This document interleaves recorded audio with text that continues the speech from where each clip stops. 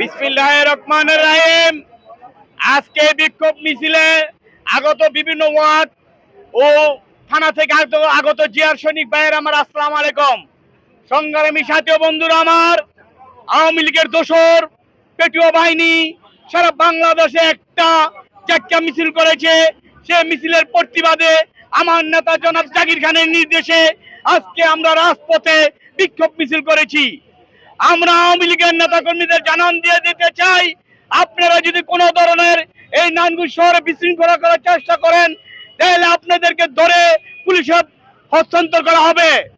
আপনাদের নেত্রী পালিয়ে গেছে, সব পালিয়ে গেছে, আপনারা কি করে রাজপথে নামেন? এই সমস্ত বাদ দেন, ভালো চলেন, ভালো কাজ করেন, মানুষ ভালো বলবে। আমি আমার বক্তব্য দীর্ঘায়িত করব না। সবাইকে জাকির খানের পক্ষ থেকে ধন্যবাদ জানিয়ে আমি আমার বক্তব্য শেষ করলাম। খুদা হাফেজ। বিসমিল্লাহির রহমানির রহিম।